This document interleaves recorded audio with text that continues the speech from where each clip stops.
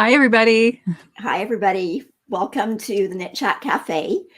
My name's Noelle, and this is my friend, Kelly.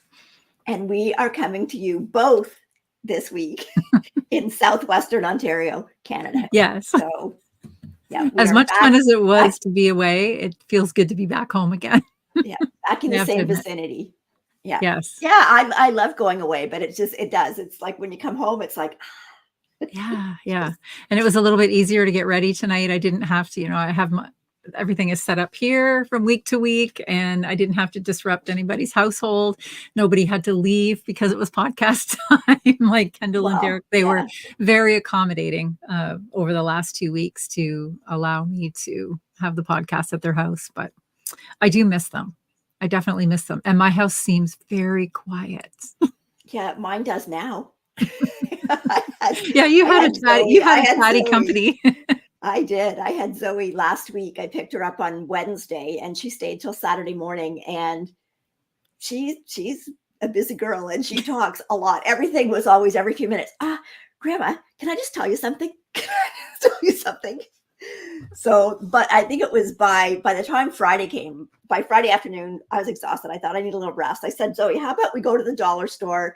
We'll get a little craft thing for you to do, and then you can do it and Grandma can have a little rest.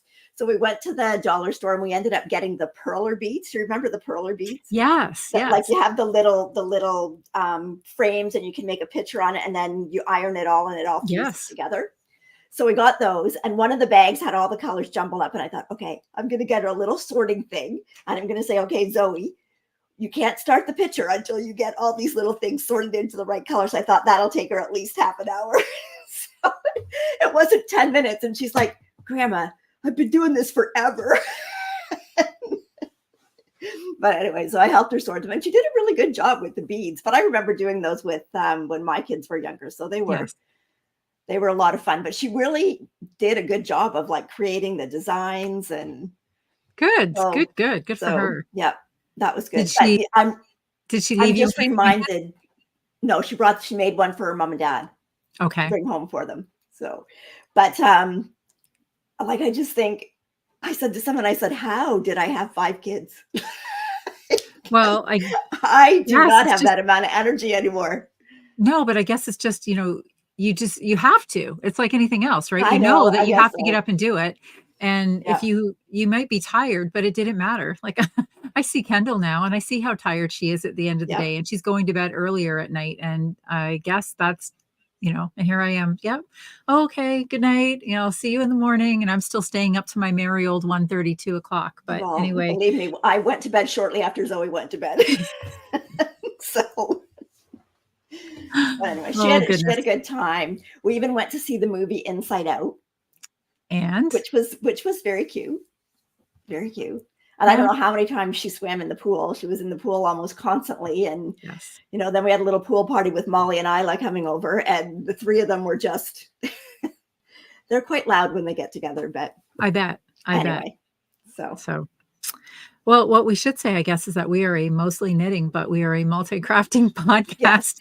Yes. We are coming to you from Southern Ontario in Canada. And yes, I was away for a couple of weeks in BC. So I was on the other side of this country. And luckily, we have this platform, this lovely platform that we use of Streamyard, and we can get together from pretty much anywhere in the world, as long as we can coordinate our time zones. So it did feel strange to me because the time zone there, so in BC, it would be 4 o'clock now. And it really put some pressure on me for the day to like hustle through my day to get ready for the podcast. And so here in Ontario, we're coming to you at 7 o'clock our time. That definitely seems to give a little bit more time. But it seems like I always find in the summer it seems rushed because you're still busy doing things outside because it's so light out. But then in the winter, like it's totally dark at yes, absolutely, yes, yeah.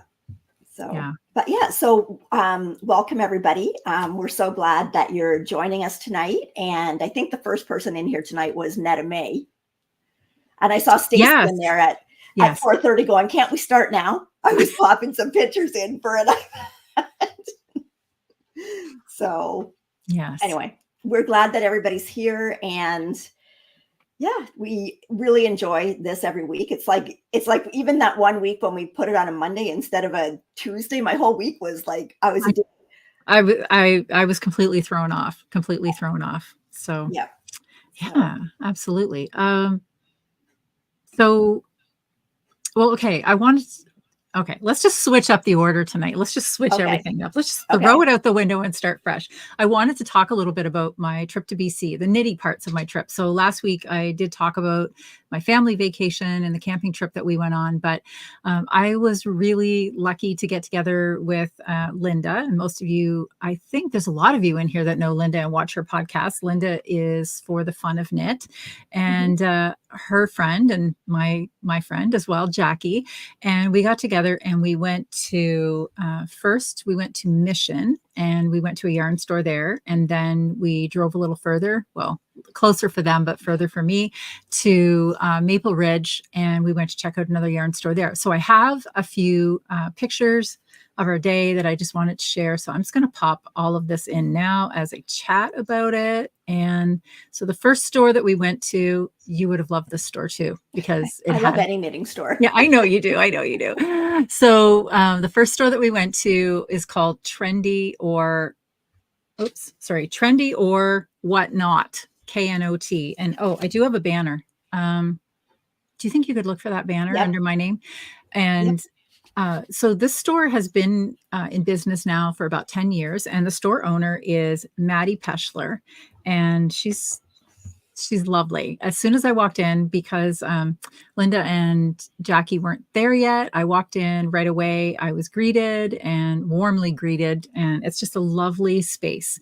And this is Maddie that I have here in the picture.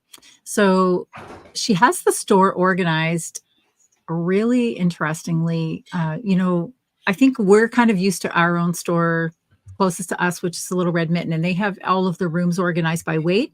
She has her walls organized by color. And it took me a little minute to get my head around that. So you will find a lot of different weights, but all of the same colors. And I'm not lying. I loved it. I thought it's kind of like being in your own stash and doing some stash diving. So some of the things, this is a hand dyer in this picture that she has on the one wall. But then like here you can see this would be like the orange and the yellow wall. It makes it really fun to play. And I think it encourages you to play with texture. I really liked it. She has beautiful, beautiful products in her store. She has a lot of Edo, and this is the blue-green wall. Very, very pretty. And this was an interesting thing too. I like the way these are all of her needle cords and everything stored in this lovely dresser. And I thought that was a really nice idea because it seemed to take up less space than a needle wall that we see in a lot of shops. I like this. And this is the Scapious wall. And I will show you later what I got from this wall because it's a pretty colorful wall and it's a lot of fun. And she does have a lot of that yarn. Oops, I think that one's a duplicate. She does have a lot of that yarn in her store, the Scapious. She also has a weaving room, Noelle, and there's so many beautiful projects in there. And also this entire wall here on the bottom or on the right-hand side of the tartans. And I wanted to say as well that she has a very good online shopping system as well.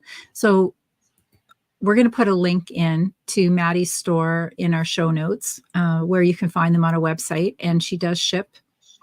So it's very easy to shop there. It's a little too easy to shop there maybe. But anyway, it's a lovely store. And so I highly encourage you to check it out. And then the second store that we went to, I have a banner for that one too, is Once Upon a Sheep. And this one is in Maple Ridge.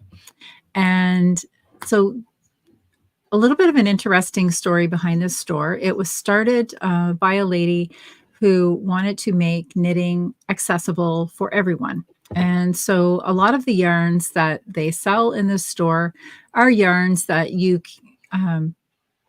everyone can afford. So none of the sort of maybe out of reach for some of our budgets or for that special project on the higher end. And they also have classes here at the store as well, but a lot of selection. It's not a big space, but there's a lot there. And I didn't leave this store empty-handed as well. Now, the people who work in the store for her are all volunteers. They are volunteering their time. And the reason being that the proceeds from the store go back into the community. And they do not have an online presence that you can order from as of yet, but they are very strong-minded about making it knitting accessible. And so they really want to welcome anybody, I believe it's in the Lower Mainland, to come and visit them. And as I said, they have knitting classes, they have some crochet classes, they have some pattern help.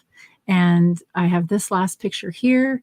This behind the counter is Darlene, who you must remember, Noelle. Darlene. Yep. And she'll be visiting with us in Chicago this weekend at the Makers Meetup. She's coming back, flying across the country to Chicago. And this is Jackie in the front. So Darlene is a new volunteer in the store. And so she couldn't come out and spend the day with us, but we got to visit a little bit with her at the store. So anyway, a pair of lovely stores that I had not as of yet checked out. Mm-hmm. And definitely will be going back. Yeah, they look nice. Mm-hmm. Okay. So did you have any questions this week? I did, but I think they're in emails, and I think I responded, or I'm getting ready to respond to them that way. I must admit, I'm still a little juggled. By the time I got home last Thursday, I had flown all night. And with the time change and losing the night of sleep, it took me a couple of days to get myself sorted. So I haven't been the most productive this week. And so we're definitely going to be relying on Noelle to show off her knitwear tonight. Well, remember, I had Zoe for 3 days. Anyway. Okay, I had a couple of questions. So last week we talked about that I was going to start a crochet project, and it started with a chain, and the chain was 248 stitches long. So Judy emailed me this, and I didn't use it because I think it would be great for a blanket. For the top that I'm doing, I'm not sure that it would have worked because you don't need that foundation row, but I did look at it and it looked pretty nice. If I was doing a blanket or something, I would definitely start with it. So the foundation it's on a YouTube channel, and the channel's called Snuggerly. Snuggerly. Snuggerly, yes. And the actual, I know it's dark there because it's blacked out, but it's the Snugglery. I think that's how you pronounce it. This is another bobble. The Snugglery.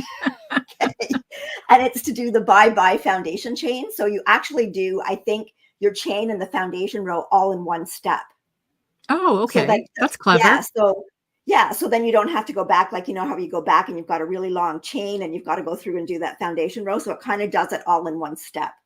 So for any crocheters out there, like I said, I'm not positive that it would have worked for what I'm doing, because you actually missed a lot of the chains when you started into the first round. So, but I think if you were doing one that built upon that, it would be a perfect way to start it. So, and a lot easier than I think they're a lot easier to count than counting your chains. Mm-hmm. So that was the first one. And then we had talked last week a little bit about getting ladders in your knitting when you're knitting socks. And yes. So I don't know that we mentioned this last week, but another good thing to do, and a thing that will help it, is to tighten that second stitch. Like after you start your new round, tighten the second stitch, not the first stitch. Don't pull it, but tighten up the second stitch.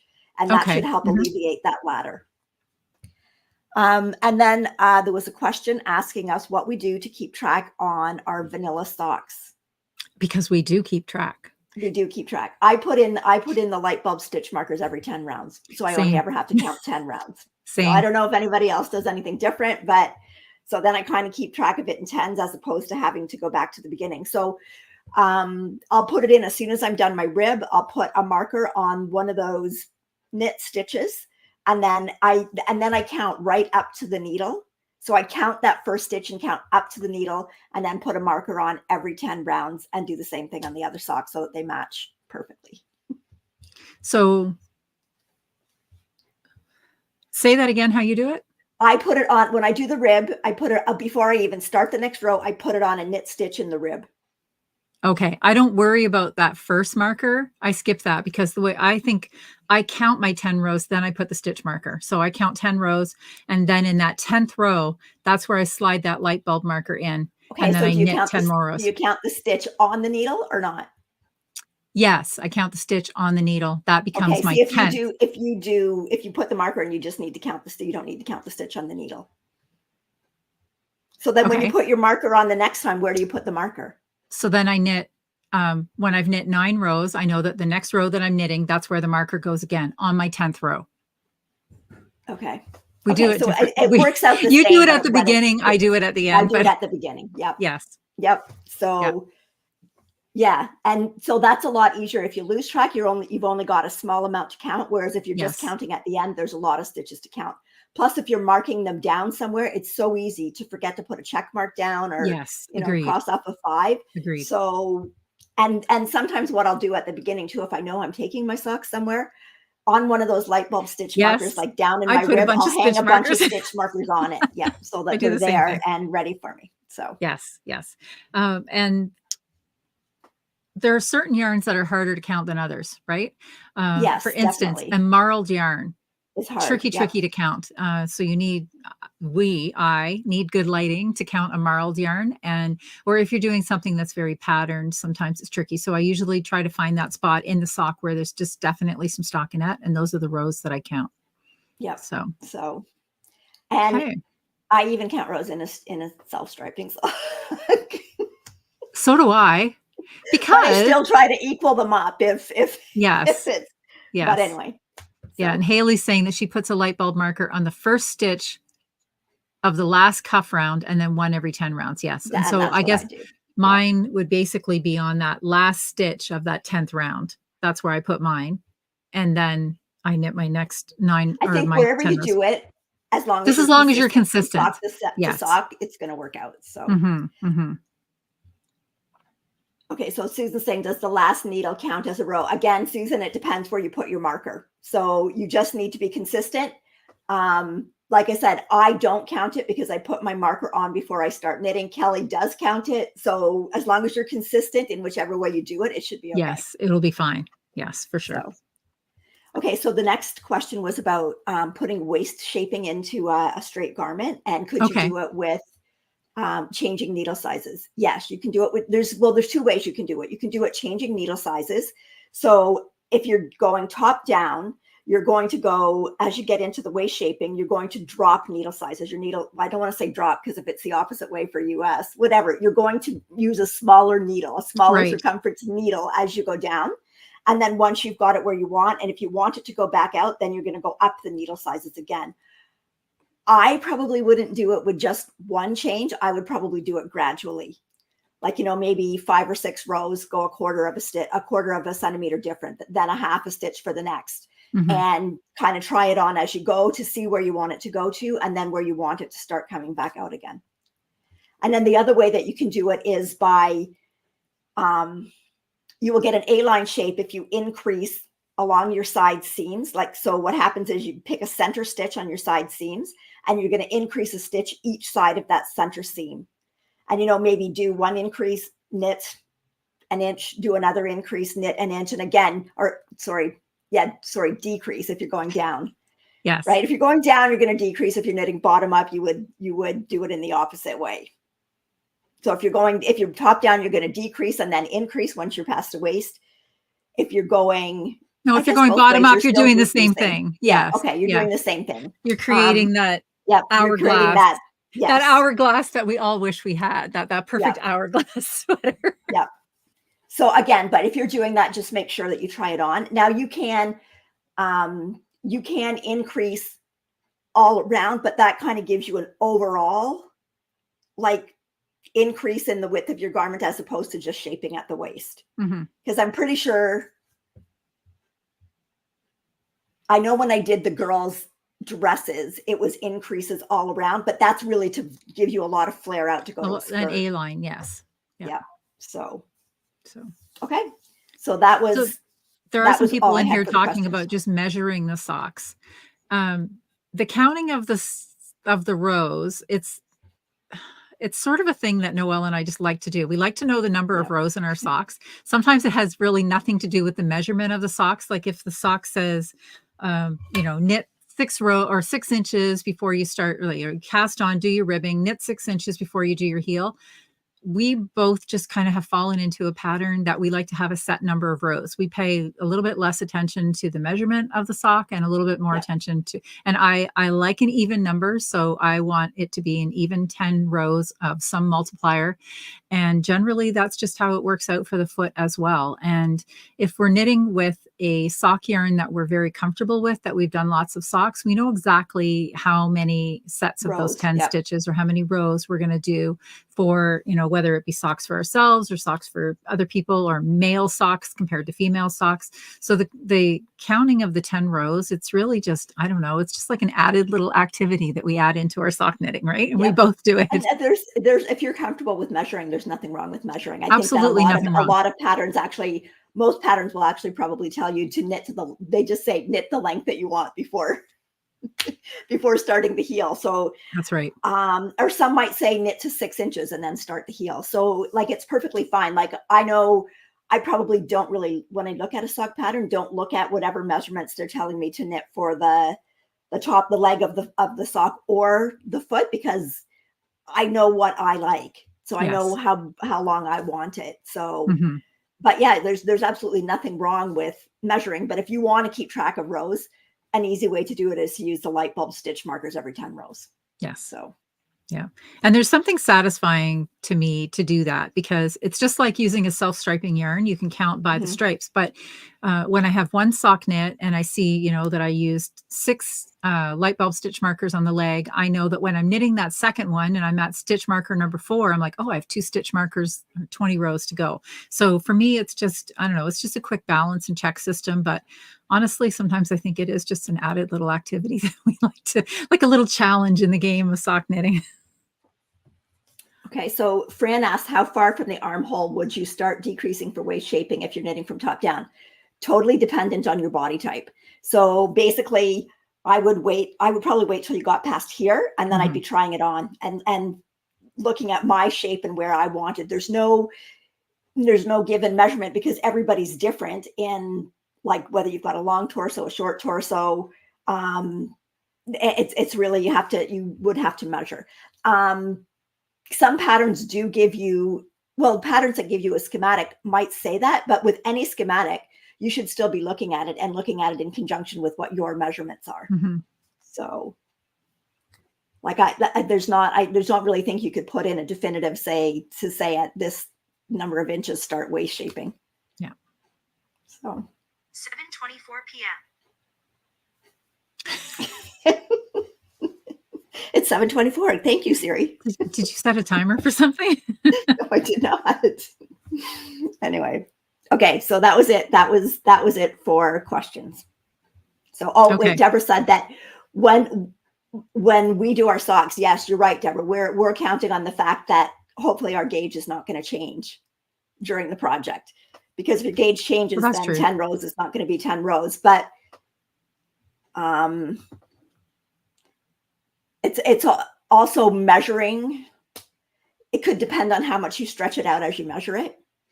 Right. So there's not you just have to find a way that works for you and do it that way. But yes, you're totally right. And that's I think for me, and probably for you too, Kelly, usually I finish my socks. They're not like I knit one, I don't do them concurrently, but I do knit one and I usually cast the other one on right away. So there's not a whole lot of time difference between when I do the first one and the second one. There could be a problem with counting rows. If you did one year and then you didn't pick it up again until a year later, your tension very well could have changed then. That happened to me one time. That one time that I let a sock languish for, I don't know, several years. Not that I would do that, but I did. Anyway, it was a very lacy pattern. And I had cast that first one on when I was sort of not new to knitting socks, but new to knitting not just vanilla socks, like something different, something a little more challenging. And I had done the one sock and it sat in a bag. Probably 2 years went by before I found it again. And I thought, oh, I'm going to cast it on. My knitting had completely changed in 2 years. The second sock was was a better fit than the first one. The first one was quite a bit looser. So yeah, it can change over time. Yeah. And for me, the one time I was knitting a pair and I was doing a test knit, and the pattern said to do it on like a set of double points, and it said to use 4 double points to hold your stitches and to use the other double point to knit with. So essentially using 5 double points. I had never done socks like that before. I did use double points all the time, but I always had my sock on 3 needles and I used the 4th one. That sock on the 4 needles was huge compared to, just threw off your gauge altogether. Well, the second one I said, I'm not doing that. I didn't enjoy that. It was not. So I thought, I've already done the first sock for the test, and I'm just going to do the second sock on my regular. And I couldn't even wear the socks. The difference was that much, and blocking didn't help. So anyway, Linda said she had fully intended to knit while she was listening tonight, but since Tour de Fleece, she can't stop spinning. She's still spinning. I know. I also just realized I was thinking about this in my head, but I forgot to show one other picture. Hold on. Because every good knitting shopping day has to end in a good meal. And I took a picture of us. We went to, and did I not upload it? Oh no, there it is. We went to this 50s diner afterwards for lunch, and it was called Bobby Sock's 50s Diner. It was at the end of the block where, Once Upon a Sheep is. And it was such a cool diner. It was all of these like turquoisey mosaic tiles in there. And they had like the 50s paraphernalia all over the walls. It was nicely air conditioned because it was a really hot day. Had lots of cool things. They had the old milkshake machine and an excellent menu. We all had like a sandwich, and it was hand cut fries, and it was a delicious meal. So this is in the photo, this would be Linda on the right, if you don't know Linda, and that's Jackie on the left. And I don't know what Linda's sweater is, but I did have somebody ask me a question on Instagram what Jackie's wearing, and she is wearing the souffle tee, and she knit that in Drops Bell. I know you knit that one as well, Noelle. No, I didn't. Yes, you did. No, I didn't. Mine was called Mimi. Oh, it was too. Well, boy, they sure look alike, don't they? Okay. Here, I thought I had the same one. Anyway, because I was thinking that the one that you knit would have been a very different gauge than the Drops Bell. I really liked Jackie's sweater. And so now she's got me thinking about that I could do that as well in Drops Bell. She said she wears it a lot. So anyway, okay, that's that. And before we leave the questions, there was, where'd we go? Comments. Start. There was this one. Fabric Help. Which weight of linen do I use? Do I use Summer Breeze or Everyday Linen? I've used both. When I bought my first few bundles of linen from Pure Envy, I used the Everyday Linen. And that's a really nice weight if you want to be wearing your linen clothing in the winter as well, which I often do. But then I bought some Summer Breeze, and the last round of dresses that I made were in the Summer Breeze. And honestly, I don't find there's a huge difference in it, but I really like the Summer Breeze. Like the dress that I just made, the one with all of the colors, the nature style dress, that I made in the Summer Breeze. And I really, really like that linen too. So I use both. Short answer, I use both. Can't go wrong. Okay, and Tammy just asked about the new designer cal, and yes, I meant to do that today, and I totally forgot. So I will get that up on Ravelry by tomorrow. So. Okay, good.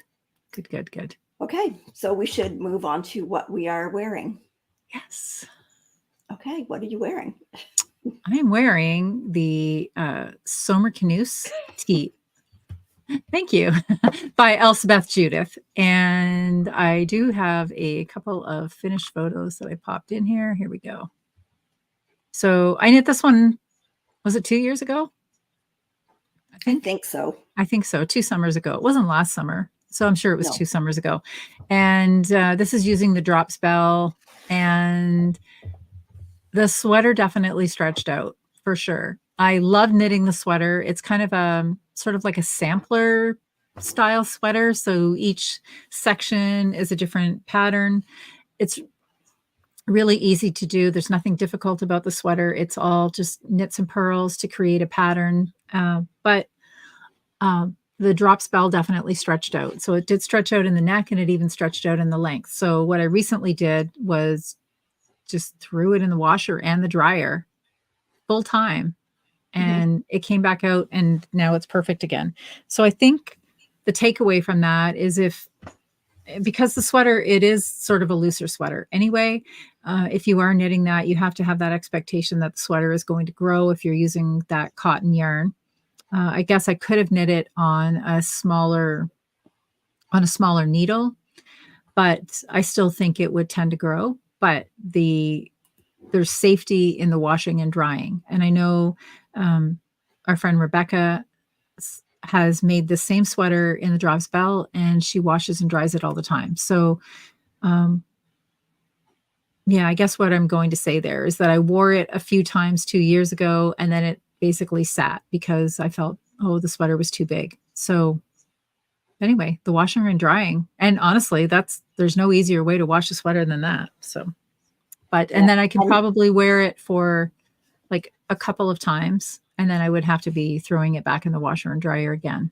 And did you knit with drop spell yet, or Yes, no? I did. And that was the one I did, the Ilha.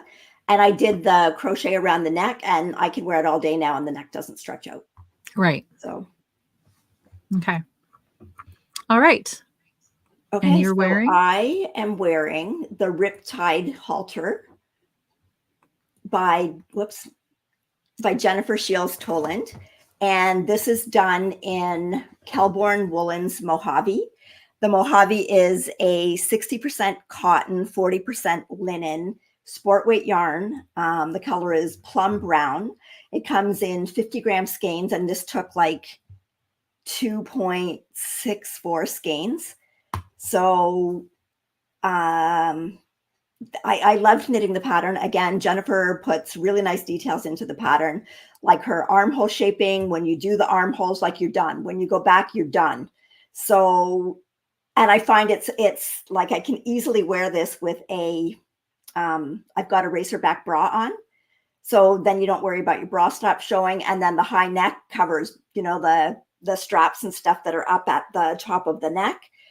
And the Mojave is really nice, comfortable yarn to wear. I really enjoyed knitting it. It is a little bit splitty because I believe it is 8 or 10 plies, but it has beautiful stitch definition. So I would definitely do another. Thanks. I'd definitely do another summer top out of this yarn. So in the pattern, there's 2 options for your neck. There's like a really tighter one, and then there's a looser one. I did somewhere in between both because I didn't want it super tight, but I didn't want to feel like it was like gapey. So I did probably exactly halfway in between the loose one and the tighter one. And you do have to be careful with stitch gauge when you're doing this, because this is pretty well mapped out. Like, right when you get to here and you get to your armholes, you don't want to end up that it's down here where your bra is showing, or you don't want to in your armpit. So you do have to be aware of that. But other than that, it's you do the front, the back, you join them, and then you go back up and you pick up for the neckband. But everything else is finished. You've done all of these, your bottom band's done. So the only thing you're picking up for at that point is the neckband. So yeah, I enjoyed knitting it and wearing it. So again, I like all of Jennifer's Riptide patterns. I've loved knitting. Yes. Yes. Same. So, okay. Before we wander off of this topic, I misquoted. Rebecca's sweater was actually made out of the Santa's Garden Lena. Yeah. But we have long since determined that they are basically the same yarn. And so I just happen to have a ball of each. There you go. So they have the exact same makeup on the ball band. And she says that she finds after 3 wears, she has to throw it in the washer and dryer again. And then Kathy's asking what detergent I use to wash it. And I use the Tide, what the heck is it? The one that's unscented, the unscented pure Tide or whatever. It comes in the white the white bag with the pods because I have very sensitive skin. So I use the gentlest detergent I can find. And that's what I use. I wash it in cold water, but I do put mine in a lingerie bag, one of those mesh bags when I wash it, just so that when it's spinning out, it doesn't get stretched out even further. And then Lauren's asking how long did I put it in the dryer? My dryer has a timer, so I just threw it in with the rest of my clothes, and when it's dry, it's dry. And that would be on medium heat, Lauren. That's what I use on my dryer. So nothing special, nothing to be delicate about, just toss it in there. So the only difference between the two is the Bell has 10 meters more per 50 grams skein than this, but the composition of the fibers is identical. Yes. So that could be the difference in maybe how it's spun. Mm-hmm.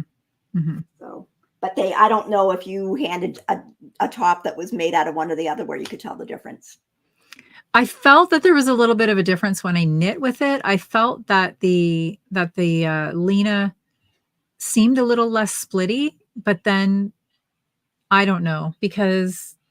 Well, I'm going to use both of them, and a top that I'm planning to do uses both, so that'll give me a better idea of whether. There you go, and you'll know if there's any difference. Yes, absolutely. Yeah, so. Okay. So do you have any finishes this week? I do. I have one. How many do you have? I have 3. Okay. Well, you get to start.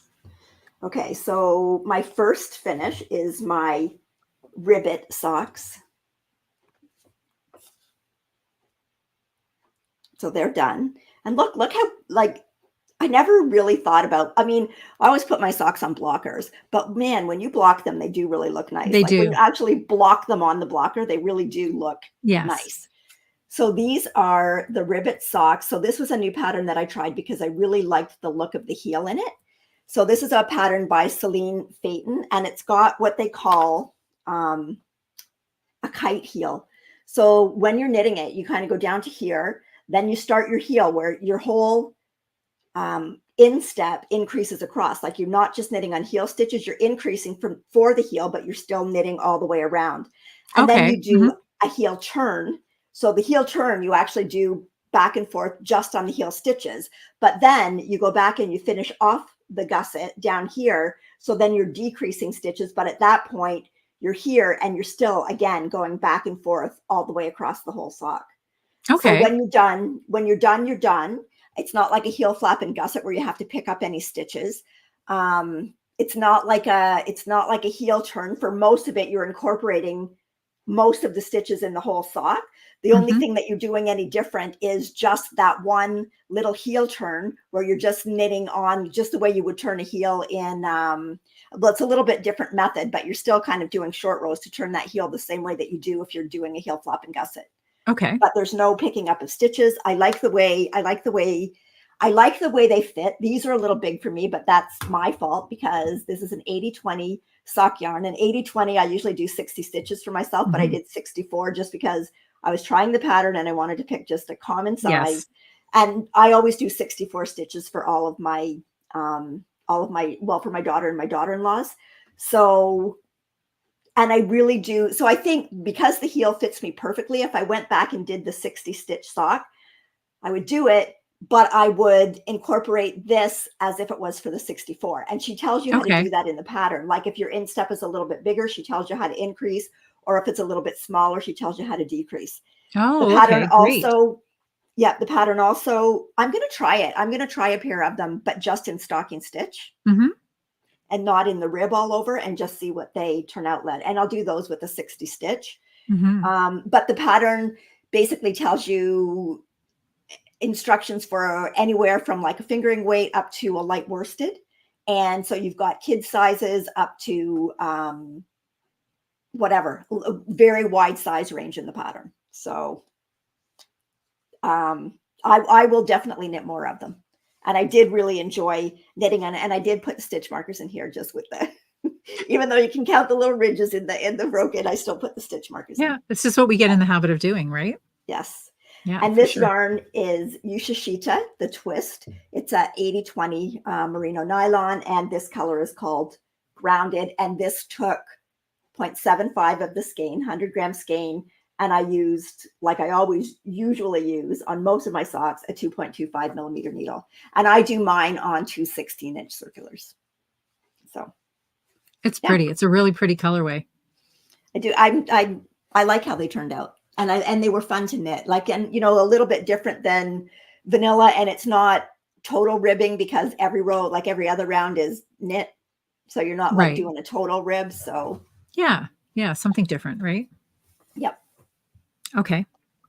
Okay, you have 3, so show another one. Okay, so it was Tour de Fleece.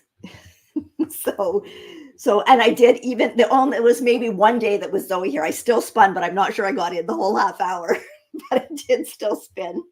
So this week I have another one started, but I only have like a little skein. But this is just I grabbed a picture of it so you could see what it looked like with the roll legs that I spun it from. So there's the roll legs up at the top there. So it was kind of just a little fade.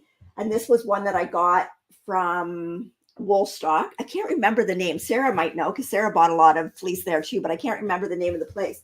And I have it's pretty. It's really pretty. All of I didn't realize when we were knitting the other day that skein that you were showing us was from those roll legs until I saw this picture. Yeah, it turned out really good. Yeah, so this is I chain plied it, so it's a 3-ply yarn. It's about 28 grams, and I have 80 yards, so it's about a sport weight. So I figure I've got enough there to do like a yoke in one of the kids' sweaters where it would just fade. So I'll open it up so you can see it's good. Like it went basically from the purples to the pinks. So you've got, and it's got I'm anxious to see that in a yoke. I know that. Yeah. So I know that like Zoe would love it. She just doesn't like wearing sweaters. So, so this was a BFL, Romney, Merino, Viscose, Bamboo, Firestar, and Angelina. So the Firestar and the Angelina are like sparkly. So they were a little, I'd not spun too much of that before, and they're kind of a little tricky because they kind of grab onto some of the fiber. So it's not like drafting an animal fiber, but yeah, but it was fun. So it looks really pretty. I have still spun one day today. I didn't because I was too busy, but I did still spin yesterday after Tour de Fleece was over. And I do plan to, and when I'm going up to Muskoka for a couple of weeks, I will take my spinning wheel with me because it's an e-wheel and it packs up really easily. So I'm going to take it with me. Do you know what your spinning total was for the month? No, because some of the things, I finished two full skeins of like, I think they're 115 grams of fingering weight, and then a bunch of minis. Okay. Like 25 grams. So I don't know what the whole thing is. No. But I mean, I only dedicated to like saying I would spin half an hour a day. Yeah, of course. So I mean, like obviously you can still get stuff done if you just do that. And some days you have longer than others, and some days you don't have any time. So, but good. Okay. All right. Well, I finished my sweater that I was working on. I don't have any pictures of it yet. Sorry. So I'll show you a picture of somebody else's picture. How about that? Show you the pattern. It's the Sabai top. And it is. It's a really nice top. It really is a nice top. And so I knit mine in this faded sort of mustard color, which is coming out a lot brighter on camera. I know than it actually is. It's not. I know because I saw it in person. So it's because it's it's like a light sandy mustard. Now I haven't blocked this yet because I did just finish it, but I think I might try to take it away this weekend. So I'm probably going to block it tonight. Here's what I did just find out just after I finished this. It sort of looks like it wants to twist. Do you see that? Like it's kind of twisting a little bit. So I definitely am going to block this out. Now I knit this using the Barocco C-spun and took five skeins to do this. I knit the size 4. This is 50% cotton and 50% sequal, which is 100% recycled polyester fiber containing plastic marine litter. So I'm wearing Ocean Waste. Yes, I am, and proud of it. But anyway, it's a really nice pattern. It is a really good pattern. And much like the Riptide pattern that we have, it has these nice finishes finishing. It's here. nice. Although I see I'm not liking that last pickup stitch. So I might go in and weave that one down. It's on both sides. And, but it has a nice, the way the rib goes down the side of the sleeves. I really like that. It looks really nice and neat. It has a ribbed boat neck, and it actually fits really, really well. This, the armhole depth is perfect for me. And it, this is not so flattering in the camera. pattern, is that customizable, the armhole depth? No, I don't think so. But I did in see that straight part, do you knit for so long though before you start the shaping? Yeah, you could easily adjust So it you could yourself. change. It doesn't, yes, because you knit this straight for a period of Right. time, and then you start doing the increases on every knit row, because you do knit the pattern, the front and the back and forth until you get underneath the arms, and then Right. that's where you join, and then you knit in the round after that. So definitely, you could knit less rows, but I guess the unfortunate thing is you wouldn't know until you Well, get you to would the just have bottom to of. do it by your gauge. Yes, but I got Right. The gauge for thing this with this pattern. one was, but the thing with this one, you couldn't do that because you're incorporating all new stitches into the pattern. Right. Yeah. No, you easily could. Yeah. I also like. Yeah, it is. You kind of have to know. You would have to, I guess, count how many stitches there's going to be in that. Yeah. Yeah. I was pretty happy with this one because when I tried it on after I finished it, it's definitely above bra level. And that was kind of the goal, right? Yeah. And I really like this little bit too at the top of the sleeve, the way that joins. It just looks really nice. And it's meant to have this little bit of a roll to the top of the neck, just a little bit. And then it's sort of mirrored on the bottom because you do this thing where you rib for a little bit and then you do a couple of rows of stockinette, but then you cast it off knitwise. And at first I thought, I don't know about that because, I don't feel like I'm going to get any stretch out of that garment. But honestly, like it worked out really well. I trusted the designer. So hopefully this will block out for me before, or this will dry, I guess, if I block it tonight, and I'll put a big fan on it and hopefully I can get this dried out and maybe take it away. It looks really good with my black linen pants. That's what I have to say. Nice. And I like the color, and it does in person. It's not as more muted. It's definitely coming out brighter on camera because it's more like of a sand, more like a Dijon mustard, not a spicy mustard. But anyway, I'm really happy with it. This is like, it's got some weight to it. Like I said, I did use 5 skeins, so it's 250 grams just for a tank top. So there's some weight to it, but I think the cotton will keep it cool enough to wear. And obviously the being sleeveless and everything too. So I'm looking forward to wearing it for sure. Yeah, I really want to make one of those, but I don't know if I'll get to it this summer. I mean, we're already almost at the end of July. I know. I feel like I shouldn't be casting on anything else for summer, but then I got summer yarn. So what the heck? I'm going to have a hard enough time just finishing the ones that I already have started. Right? I know. Yes. But that's not going to stop me. No, absolutely not. So Paige is saying she just finished the same top. It's a great fit, especially around the arm. She used the Santa's Garnlina, and I know that's what a lot of people, I think the pattern has been made. I'm trying to think how many times it's been made. A lot. And that was one of the yarn choices. So when I was in Chilliwack, I wanted to cast a sweater on that I didn't want to take yarn with me for because I had some coming in the mail. So I went to the Chilliwack store. They didn't have the Lena there or the Drop Spell. Drop Spell is not usually in stores anyway, but they did have this Barocco Sea Spun, and I got the exact same gauge, I think, that I would have gotten had I been using the Bell. And I don't know, this may actually hold its shape a little bit better than the Bell too, because there is a lot of bounce to that fabric, but it does have a really nice drape. So I'll report back after a few wears. Okay. So my last finish is, I Sweeson is the Sweeson. I'm just going to say it with confidence. It's the Sweeson by Knitting for Breakfast. And I'll show you a picture because I did change it a little. So in the actual pattern, where is it here? So you can't see it there. I'm gonna have to take the name off. Oh, you can't see it there either. Well, you can see in that one down at the bottom, there is a lace, an all over lace at the bottom.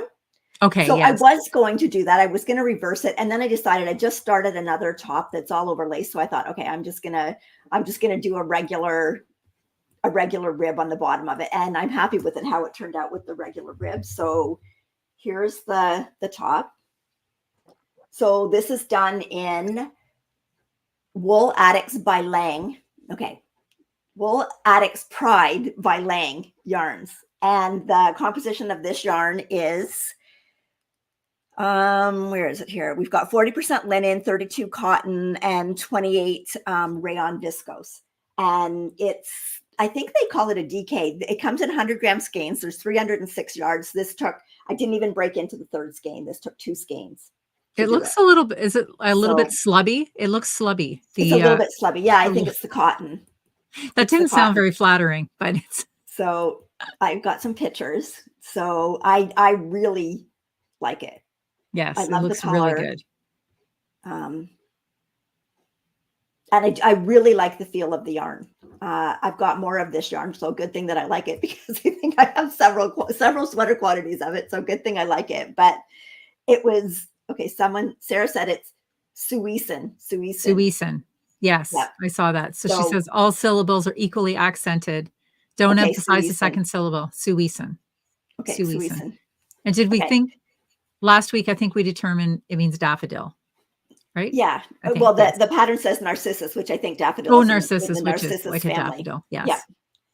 Okay, so I did the smallest size. The only thing I did differently was when I cast on for the neck. This is just a happy accident. When I cast on for the neck, I was going to cast on for the second size, but I didn't. But it was a long tail cast on because it's kind of like garter stitch, so I couldn't do the alternating cable. So of course I ran out of yarn. I only got to 100 stitches, and I looked at it. I'm like, 100 stitches is good. Good enough. It'll do. Stitches. And I thought, it's cotton. It's got cotton in it. I don't want it to all stretch out. So then there's a couple of rows of garter stitch before you get into the pattern. So in the garter stitch, I increased out to the size 2.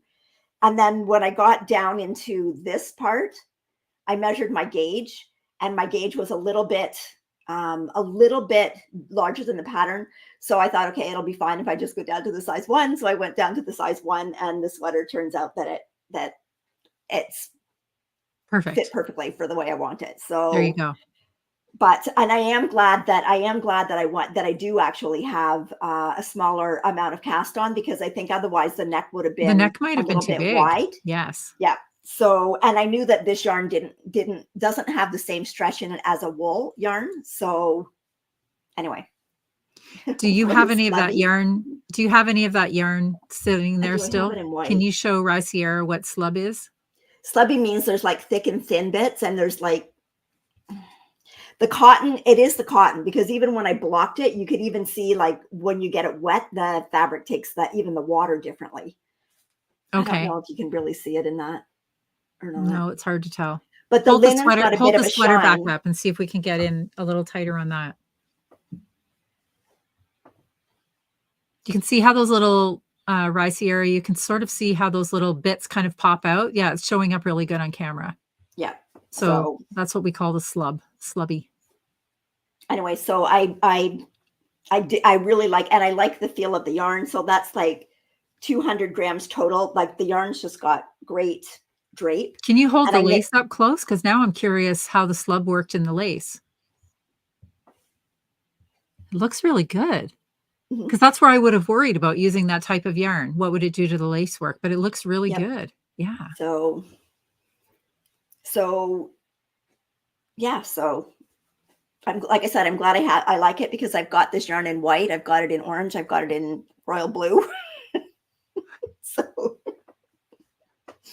So good thing you like it.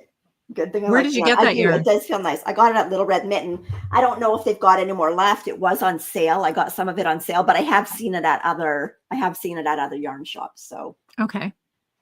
Barb, the yarn was Wool Addicts Pride by Lang Yarns. Yeah, and that was on 3.75 millimeter needle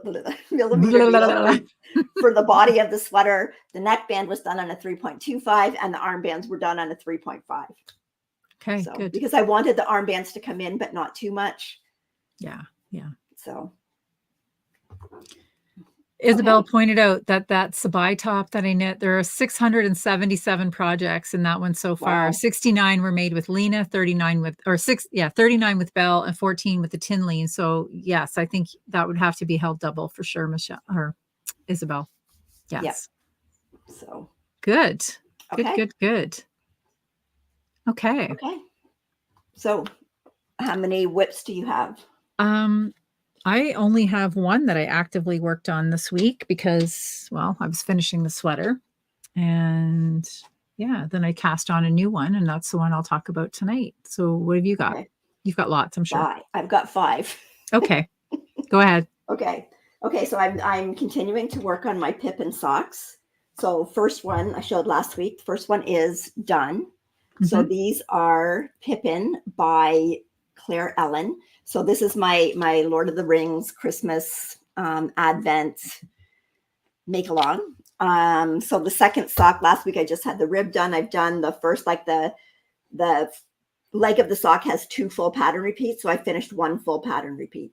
So I probably will take that with me this weekend, but it will be like first thing in the morning knitting when I'm fully committed, clear-minded, looking at the pattern. Yes. Yes. So these are done in Malabrigo Ultimate Sock, which is a 75-25, and the colorway is something about sea. Down by the sea. Might have been, but I don't think it was. But I can't remember. Anyway. Really pretty color. It is, again, all of the projects will be linked in show notes, and all of the colorways. It might have been Under the Sea, but anyway, it's. I think it might have been because I was thinking about the Little Mermaid Under the Sea. Yep. Yes. But I do really like I really do like this yarn. So this is my second pair of socks with this yarn. Don't know how it wears yet, but I do really like the feel of it, and I really like pretty. The colors. It's really pretty yarn. Their color saturation is amazing. So might be wise to wash them separately for the first couple of washes. Yes. Yeah. So. Okay. Do you have another one? Yes, I'll show you my next spinning project. So I do have another one on these are the roll eggs that I'm spinning this time. So this one is mostly a BFL, but it does have the little bits of the Firestar and the Angelina in it. So this one is, I've got 5 ounces, which is probably, I weighed it all out before I started because I divided it into 2 piles. So I'm going to do a 2-ply. I divided it into 2 piles and I made sure there was darks and lights in each. And then I'm hoping like I'll just get a nice mix once it's plied together. So this, now, did you make those yourself? Those roll eggs? No, I didn't. I bought this in a kit that the roll eggs were already made. Okay. Because this, okay. And pardon my ignorance again, because I don't speak I don't speak spinning or weaving, but is this something that you would do with that blending board that you bought? Yes. Okay. Yes. So, and I do actually have stuff to do that. And so I've got it on this is what I've got so far. So it is turning out pretty fine. So I think I'm going to end up with a fingering weight yarn, but I'm hoping like that the white gets plied on like a darker one. And even if it doesn't, I think it's just the colors are so nicely blended that I think it's just going to make a nice kind of more tonal looking yarn as opposed to variegated. So I really like the colors in it. It's pretty. Yeah, it's really pretty. What are the dark bits? Is that a metallic? Some of that. Yes, it is. It's like the Angelina or I don't know what they call Angelina and what they call Firestar, but whatever that's in it is, some of it is a darker color. Okay. So, and then. So sort of like a Selena that we would be used to seeing, right? Okay. Like there, you can see if I hold it up, you can kind of see. Oh, yeah. That's really pretty. Yeah. And these are kind of nice because they're kind of manageable. Like I'll say, okay, I'm going to sit down and I'm going to spin 2 roll eggs. right? So it makes it a lot more manageable. It's like your fiber's already prepped for you. So I do have a blending board, and I do eventually want to get into making some roll legs. So you can buy like just, you know, you can take plain merino and then just like blend in, you know, some silk or some of this Firestar, or just to make something that's unique. So, but yeah, so that's been fun. Do you want me to keep going? Yeah, show one more. I've only got one. So okay. So I'm still working on my tea towels, but I've got them to the point now where they're actually all ready to be washed. Stitched. Oh, washed. Well, I always wash them after they're all stitched. Okay. Right, because they're going to shrink. Yes. Considerably. So they're all hemmed. I do like a rolled hem and stitch it all by hand. So that set is all ready to go to be. I do all the trimming, like all the trimming of all of the, like anywhere where I've woven in, all of this gets cut up after. So once I'm done, I do it in a hot water wash. These ones are 100% cotton. I do it in a hot water wash. Right. When they come out, they get ironed, and I trim all of the ends off it. And then this next set is, this is actually all linen. Oh, so these nice. Ones are all, it's called Cotlin, and it's 50% linen, 50% cotton. But you can feel the difference. It's like, it's got that more crunchy feel of the Was linen. It harder to weave? It wasn't harder to weave, but there's definitely a different feel to it than what there is with 100% cotton. So these are all ready to go too. They just have to go in the washer, and the same thing. Now I did find that when I did this, it compacts more than the cotton. The cotton fibers seem to fluff out more. Like, you know how that linen fiber is tighter? Yes. So the cotton seems to fluff out more. So, and I have done linen ones before, and they do soften up once you, and these ones are the more you wash them, the softer they get. But even the cotton ones are kind of like that too. Yeah, definitely. Yeah, so, they are. Yeah, but I've been having a lot of fun weaving, and weaving is like, seriously, when I've got the loom set up, you can just go and do a little bit and go do something else. Yeah. But okay. Is weaving like knitting? Do you find if you don't do it for a long time, do you notice any tension changes? No. Okay. And I know on those, the, like for the tea towels, you really have to, it's really got to be a tight weave. So you're basically pulling that heddle. At least I am, like pretty much as tight as I can get it. I want those weft picks like packed right up on top of each other. Okay. Yeah. And then when you wash them in the hot water, they come together even more. And that's what gives you the more solid fabric when you do the tea towels. Whereas if you were doing something different, like a shawl, then you're leaving more space between your weft picks. Okay. So that it's got more drape and flow. So Isabel, they might. I didn't try it. Isabel wanted to know if I stood them against the wall, would they stand up? That's what they feel like almost. But yes, Endeavor, the linen fabric is supposed to be more durable. So yeah. Hemp, she says, would be even longer lasting. Yes. Yeah. But I was showing these to Rachel today, and she said, like, really, like you could almost use those for placemats. Yes. Yeah, so, they're really nice.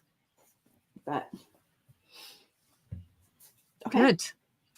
Okay. Well, the next thing that I have on the go is I started a crochet project because I saw it at Trendy or Whatnot. I fell in love with it. And this shawl, mine's going to be looking very different, but this is called Lost in Time. And this one's a very colorful one, but mine will be less colorful because this is what the ball looked like when I started. Oh, so pretty. This is out of the Scapias yarn, and this is the Whirl Cake. There is 1,000 meters in one of these, and it's really reasonably priced. So this is what I have left. So I'm getting into the pale color now, and this is what I have done so far. And I'm having so much fun. I am loving the crochet. Loving, loving, loving. And I have a couple of sweaters now set aside in my queue. Look at that. Oh, pretty. That's pretty. Isn't that nice? Yeah. It's so fun to do. So this will go to the darker part will be at the bottom. And I just sort of envision this this yarn, sorry, the composition is 60% cotton and 40% acrylic. It is so, so soft, and it's just fun to work with. It's really easy to work with. It slides really nicely. I'm using a 4mm hook on this. And I think that when this is done, this will just be like something really pretty to throw on in the fall. It's kind of got that little boho feeling to it. And I do like to have shawls with me when I travel. And honestly, with all of this cotton in it, it's so, so soft. I like to have just a little something to throw over when you're on the plane. And so and again, because it's a color changing and it's a gradient, but it's pretty slow, you just, I'll do a few rows and I'm like, oh, but like I can see the next row change, the color change coming up. And I just love it. I forgot how much I liked crochet. See, I started with that little satin shawlette and I'm just like down this rabbit hole, but look at how fun that is. Super pretty. What is the name of that? Oh, okay. Yes, I guess I should say the name. It's called Lost in Time. I did do a banner. Okay. So, and this is a free pattern on Ravelry too. And there are I believe over 6,000 of these shawls have been made. And well, I really like how your color, like you can really see the detail in the crochet, whereas in that one picture of the colored one, some of it gets a little bit lost. Yeah. So I wanted to choose. Okay, I'll just go right back to this picture again here that had. I think it's this one here. So this was the wall that I was working with. So what I was trying to do was to choose one like, okay, and I'm using my my mouse and nobody can see it. But if you look in that top row, kind of in the middle, you see that blue one that's in there. It's like it starts white and it goes blue. That would be like a really beautiful gradient. So some of them are really color changing where there's lots of color going on, which would give you a really unique look. And then there are other ones that are just sort of more subtle. And if I take that banner down, just a moment. Oh, wrong. You can see right here on the left side, again, nobody can see my mouse moving, but on the left side of that screen, you can see the one that Maddie used, and hers was quite subtle too. So yeah, I'm really enjoying it though. Crochet is fun. And you seem to get, I don't know, you get pretty quick satisfaction, because I just cast this one on the other day. I haven't worked on it that much, but I wish you could feel how soft this is. It's literally just like the softest thing ever. I think it's really pretty. So I'm hooked on hooking. Hooked on. Yep. Hooked on hooking. Yes. Okay. Okay. So my next whip is the Love Letter Top by Veronica Lindbergh, who is Kuda Bakika. And I do have a picture. Good word. You had no problem with that one. No, but I know, I guess bobbled a lot harder. Okay. So this is an all over lace pattern, which is because I started doing this. I thought that's why I just went to the plain hem on the purple one, because I thought I'm doing enough with I'm getting my lace fix with this. So I am doing this one in the same yarn that I did the purple in. So this is the Wool Addicts. This is, again, the cotton linen blend. And this is what I've got so far. So I've got the back to the armholes is done. And it is. It does not look like it's going to fit you. It looks so small. Perfect. So it looks like a handkerchief. I measured it. It's fine. So there's the back, and then I've got the front started. So the front is basically, it's going to be the same to the back, and then I'll be at the underarms and I'll join it under there. And it's very intriguing because your lace pattern changes all the time. So the stuff that I've done now won't be repeated again. So it's, and right now it's all the laces back and forth, and some of the laces on both sides. Like it's, you don't get a rest row. It's not just a purl row across the back. But I think once I get to going in the round, although I don't mind doing it. I mean, it wasn't a big deal to do the back and forth, but it just seems like it's It's pretty. It it's just really seems pretty. like things go faster when you go into the round. Yes, when you're in the round. So this does have, when you get done, it's got like a picked up applied I-cord border around the neck and around the armholes. So yeah, I'm really liking it so far. It's fun. Again, it's not coffee shop knitting. No, no, not at all. No, not. See, the bobbles are little. Oh, I don't have them on the front yet. That's why they're little. They're not there. They're so little we can't see them. But they are on the back in that last row there, and they're not very big. No, they're not. No. So I just left them there. You can see them. You can see them. Okay, and where there? Where are the baubles going to be on the front, do you think, when you block it? Well, I don't know yet. Before I get to that bauble row, I'm going to put that over my head and try and figure it out. Okay, because I don't care if the baubles I'm just going to say that if they fell at a certain place, they would not be on the front of my sweater. But if they were like above or below that place, then they might be fine. Until I get to that point. So once because it doesn't go until you almost split. Yes. So I'm thinking they're going to be above. Yeah. But we'll see. We'll see. And if I don't think they should be on the front, I won't put them on the front because it's okay if they're on the back. Mm-hmm. Anyway, so that one I'm doing on, again, I like that yarn on a 3.75 millimeter needle. So that's what I'm using for that. And I know it looks small, but the lace all kind of stretches out. And I'm thinking, depending on how lacy it is, I might just have like a close fitting white tank underneath it. I'll see what it turns out like. So never know till it's done and you try it on, right?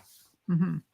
So that is also my knit for a new designer because I've liked a lot of her patterns, but I've never knit anything that she's designed before. So I am really enjoying it. Mm-hmm. And then my last whip. Oh, just 1 second, just before you go. Yep. Because I'm back in the comments there. Paige wanted to know if this yarn is splitty. Not at all. Not at all. And Beth said that she made this pattern and she turned it into a poncho. Deb's saying that's very 60s. I think so too. Like, dare I say a little Stevie Nicks-ish. Yes. Okay, carry on. Okay, so my next work in progress is the Link Tee by Tomomi Yoshimoto. Oh, we've been practicing, friends, with our pronunciations. It may not be right, but if you say it with confidence. Okay, and here's a picture of that. So this was, I actually, Isabel had test knit this, and I saw it on her Instagram, and I wanted it as soon as it came out. So this is the one where making it, you start at the bottom of the yoke and you work up. Yes. And then you pick up stitches and go down. So this was, I did have to like chain on a whole bunch of, so it's just started. But so I chained on all the stitches. So this looks big, but remember, this is around the whole, like sleeves and everything, right? So yeah, I'm enjoying it. And this was not, I mean, I can crochet and I can read instructions, but some of it was a little, I had to go and look at some of the tutorials just to see exactly, because it isn't one where you're putting all of your stitches into the top of the other stitch, like you're going into different places, but it's really fun. So I've got the first 4 rounds done, and now it gets smaller. And they suggested, because of where you have to put the stitches, that you mark every 8 stitches. So I did that.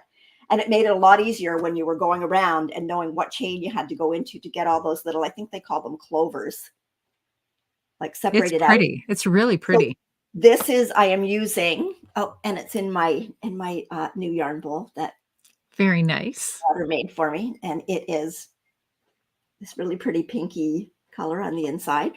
Very nice. It's sitting in there, but this is Pearl Soho linen quill in the colorway Rose Granite. So it's kind of like a taupey color with just like a tiny hint of pink in it. And I believe it's, I know there's linen in it. I know there's alpaca in it. I can't remember. It feels nice. I've not worked with it before. I have it, but I haven't worked with it before. And I'm really enjoying I liked it. I made my salty air tea in it, and it's quite comfortable to wear. It's against my skin. It's good. And I'm really enjoying the crochet, and I know, looking forward to a whole new rabbit hole. The two of them together. I think, yeah, it's a whole new rabbit hole. And I'm not done yet. I have more crochet things in my future, but okay. Okay. Whoops. So that's all that I actively worked on. So I have other projects that should get worked on. but they have not been worked on yet. But okay. Yeah, I really like, someone was saying about the bowls, like even, so this bowl actually fits perfect. I've got my little crochet hook there, fits perfect for like a cake of yarn. Oh, just dropped my crochet hook. And then this was another one that she made me. It's a little bit shallower, but it's actually perfect for these, I don't know what they call them, donuts.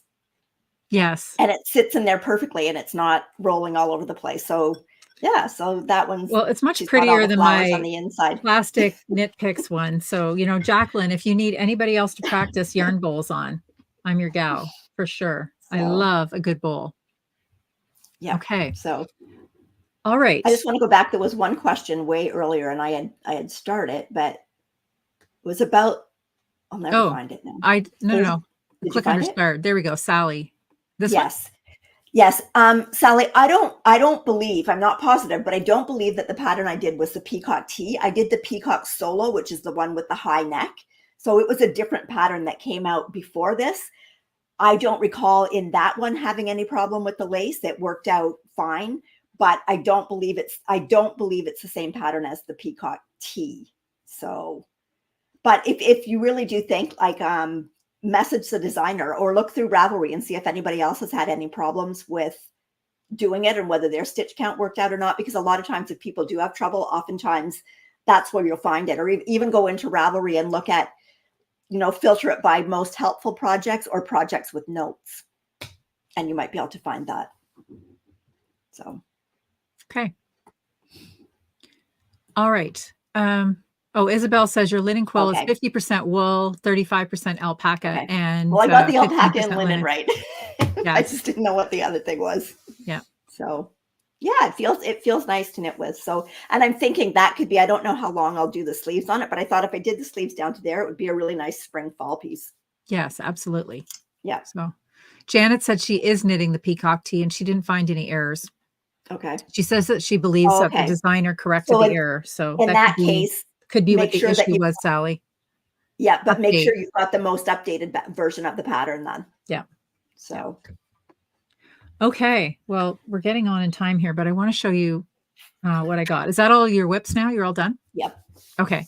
So things that I got this week. Well, I just want to show you what I bought at the 2 knitting stores. Did you have any things that you got this week? Nope, just the bell. Yeah. Okay. All right. Let's just do that. We got bell. We ordered this before I left. It came in. We'll just show the colors.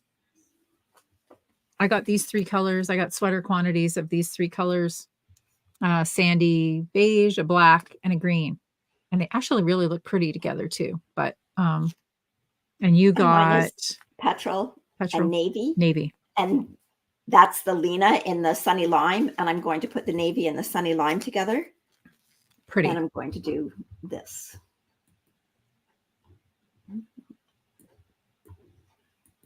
Okay, this is the Seaborn Tee. Oh, very nice. I like that. By Herb Garden Knitwear. So I think I believe it calls for Lena. So that's where I'm going to use both the bell, because the bell is in the navy and the Lena is the green, because it's one of the greens that I had left over. So then I'll be able to see with both of them in the same. So I think that'll look good with the dark navy, and then the green will be the stripes. It will look good. It will definitely look good. And I know there's a picture of us that I have of us together. I'm wearing this one and you're wearing a lime green sweater. Mm-hmm. And that picture looks good together. It looks very coordinated. And this is the navy in the bell. So this is what your navy will look like. So when I was at Trendy or Whatnot, I just want to show this. So I bought more Scapia's yarn, and I'll show you first what I want to make with it. It's another crochet project, but you need to see a picture to kind of get the full. All right. So it's this. This is called the Lily Mosaic Bag. And it's made with one of the whorls and then a whorlette, which is just a small solid color of the whorl yarn. And this is in the, I think it's like a blueberry pom-pom colorway, but then I'll just show you another one where somebody chose a brighter color. And this is what, so it's mosaic crochet. And you get these great patterns. So by working from the inside and the outside of the ball at the same time. So here's the one that I bought. and it is called Jumpin' Jaffa Pop. Look at this. Oh, that's pretty. Yeah, so it's got like the taupe on the outside, works into this beautiful orange, and then a charcoal. So I'll be working from the inside, outside of the ball. And then the whirlette that I bought is actually called charcoal. So that will be the bottom of my bag. And I haven't decided yet. You can make it as a backpack, or you can make it, Maddie had made one at the store, and she just used a purchased leather strap, or you could crochet one. But I think I will also pull, because the inside of mine and the outside doesn't have a great contrast. I think since the bottom of the bag is this, I think I'll do that first couple of rows of the mosaic bag coming up the bottom, using the black in there as well on the taupe. And I just know that I have a lot of things that will go with this color, and I really like it. So I am on the train. And then I got these too. Really pretty little labels, lots of different colors that I think I would make use of, made with love. And then at, why can't I remember that name of the store? Once Upon a Sheep. Sorry. I bought a quantity of this one. It's the Rico Yarn Lazy Hazy Summer Cotton. It's just really pretty muted marled colors. So I bought a sweaters quantity in that. And then while I was there, last week I showed that I got a novel, another Stephanie Pearl McPhee novel. And when I got to the store, Darlene gifted me another one that I didn't have yet, all wound up. So now I've got 2 of Stephanie's books to read on my reads list while I knit. So thank you. What was the name of the bag again, Kelly? It is called the Lily Mosaic Bag. And I don't see one. No. Okay. I will create it.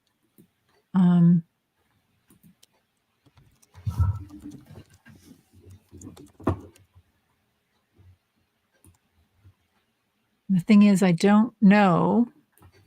I can't remember who. Yeah, no, I don't have I was going to say I'll look on my phone, but my phone is recording us right now. Hang on a minute. I can look it up pretty quick. Okay, so while Kelly's doing that, I'm just going to remind you about our knit-alongs that we have going on. So our sock knit-along is going along. So we're in July. So you've still got... you've got more than a week. So lots of time to get something in there for July. So all you do with the sock knit along is you make any pair of socks, adult socks, doesn't matter when you started them, just matters when you finish them. When they're finished, just pop them in there. We draw prizes every month. So every month we draw both a pattern prize, which is a pattern of your choice from Natalie of Remembrance's Pottery, and a sock yarn prize. So the more pairs of socks you get in there, the more chances you have every month until the end of the year. And then we've also got our Advent along, which is you knit something all along throughout the year instead of trying to fit it all into December, so that when December comes along, you've actually got something done. So with that one, we actually choose from the chatter thread every quarter. We choose a winner just from the chatter thread. The finished object thread will open up in December for you to put your finished objects in there. And then the next one is our new designer. And this is a new designer to you. So a designer that you have not knit with before. So it's a pattern by a new designer, accessories or garments, just no socks. Right. So, and again, I will set that up so that it's in there. And that runs from July the 1st until September the 30th. So those are the 3 that we've got going on at the moment. Good. I did look it up, and it was the Lily Mosaic Bag by Natalia Kononova. And I just think that pattern, it was so beautiful. And it was actually fabric lined as well, the bag. And it was just beautifully finished, the one that Maddie had made. And it just caught my eye right away. And I think it'll be really fun. I don't know when I'm going to cast this on. I'm obviously not looking to do this like immediately, but it's just really fun to have. Honestly, it's just fun to have a crochet project back on a hook. So yeah. Yeah. And I really haven't done much crochet stuff where I've actually followed a pattern. Like usually it's just Afghans that you're doing. Yeah, absolutely. So I'm looking forward to doing a garment and having fun doing these other things along the way. Yep. So, okay.